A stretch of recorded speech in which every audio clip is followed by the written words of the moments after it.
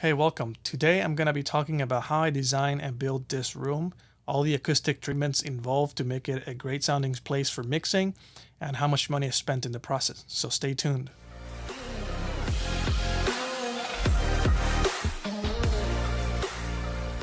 The first thing I did to create or design this room was to go online and find a tool that lets me sketch a floor plan, like a 3D floor plan of the room that I wanted to build. So I pretty much came up with this design, and it's a floor plan that shows all the angles of the walls that I wanted, the back wall, and where I thought I was going to put the listening position, and just have a space for post-production, so mostly mixing and mastering work. So after I had the design, the other step was to start framing the room based on the dimensions that I had, how much space I had, start framing the room to try to come up with that design. So I hired one of my friends to start framing the room. So you can see in the picture there are angled front walls. So the idea about having the angled walls was to be able to put more acoustic treatment behind the walls. It was going to take more space of the room, but at the same time it will give me more acoustic treatment space, especially for bass traps in the corners. So from the beginning of the wall to the corner, I was able to get, in terms of depth, from wall to the back, it's about 2 feet in the corner. So it allows me to put a bunch of insulation material. As shown in this picture, I use a bunch of pink insulation material that you can find in your local hardware store. And I stacked them from floor to ceiling. And I was able to come up with this bass trap that was helping absorb all the bass frequencies. The next step was actually using Owen Corning's materials, which is rigid fiberglass, to be able to serve as the front of the wall. So, because I want to have a wall that is semi-rigid so that when people touch it or whatever, it doesn't feel like it's just a foam. So Owen Corning's fiberglass works great for that, plus is a great acoustic absorption material. So I started with one panel from the beginning of the wall, and then because the wall gets thicker, I was able to put more panels, stack them one after the other, and essentially creating a wider panel such that it starts absorbing more lower frequencies the more it gets to the corners, which is very important for me. I was able to pretty much tackle all the reflection points for the mixing or listening position. Same with the ceiling. The ceiling has a cloud that I was able to build with some Gig Acoustics panels. So essentially, my previous studio, I had bought a bunch of acoustic panels from this company called Gig Acoustics. But now when I moved and created this new one, I had all these panels, sitting around. So I was able to pretty much open the panels and take the insulation material from the inside and start using those for the cloud. And as you can see, the cloud's a different color. It's kind of like a brown color because the material they use is different than Owen Corning's, but it works really great too.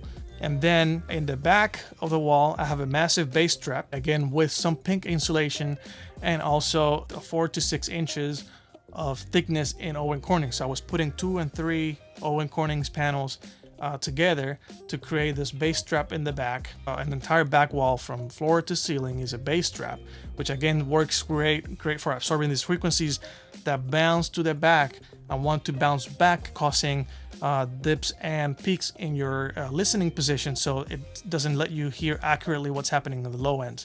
So it's very important to capture all these low end frequencies as much as we can with the bass traps. And again, in the corner of behind the equipment, there's also a bass trap in the wall that I created with the same treatment that I used on the back wall.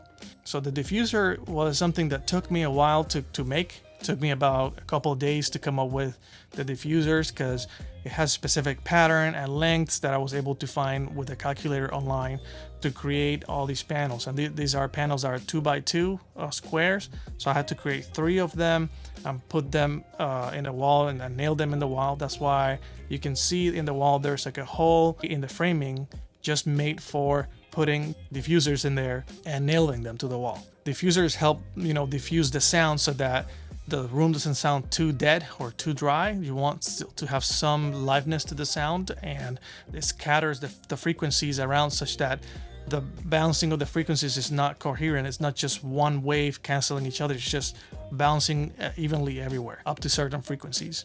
So the next step was finding fabric to be able to cover the walls. And for the fabric, I actually went with Guilford of Maine, which for me is one of the top fabric places in the world. They make such nice fabric. They look amazing. They're very elegant looking. So if you're looking to build a studio, Guilford of Maine, they're not cheap, but they are giving you the highest quality fabric. They are the best looking in my opinion. You're getting fabric that is acoustically designed, so it actually lets pass, your sound gets absorbed by the actual treatment that you have behind the walls. It also looks great. They're fire resistant. So again, if you're building this in your house or on a building, you want to have the highest quality components, fire resistant fabric, such that in case of an event of fire, these don't catch fire as quickly. So it's really good, look amazing. They are probably the best fabric you can buy for creating a space like this. So how much money I spent with all of this? Pretty much I designed the room myself. I did a lot of the DIY. As you can see in the picture, I was the one cutting the fabric. I was installing the fabric, the framing system that is used for the fabric to stick into the frame. All that I was able to do it myself. I helped the construction guy with the building. I was able to finish some of the walls. I hired some of my friends to finish the walls with me. So I was trying to save money as much as I could doing things that I could do myself. But you still have to spend money in the actual materials that you need to buy. So all that saves you money, right? When you're buying stuff in bulk and you're doing a lot of the work yourself. But even with all that, I spent around $10,000 in building this room. And I think it's not too bad, because if you think about it, people that have studios, if someone spent a lot of money in gear like this, they spend a lot of money on the monitoring system, the actual speakers. They spend money in compressors that sometimes cost $3,000 or $4,000 just one compressor. So if you think about it, spending 10 to 15K in a room that is gonna give you the best improvement in sound, much better than having excellent monitors, much better than having excellent mixing console or excellent gear. The room is going to be more important. So spending time and money in the room is well worth it. And then you can just use that room for many years. And you're actually trusting your room in the decisions that you're making when you're mixing or when you're mastering. So that's the most important thing for me, to be able to trust the room, that while I'm listening from the speakers, it's accurate and that I can make decisions, EQ, compression decisions that will translate to other places because the room is not lying to you. So again, hope you like this video. Subscribe, like, leave me a comment if you have any questions, if I've left anything. If you'd like to learn something specific that I didn't touch in the video, let me know and I will be able to answer you through your comments. So thanks for watching.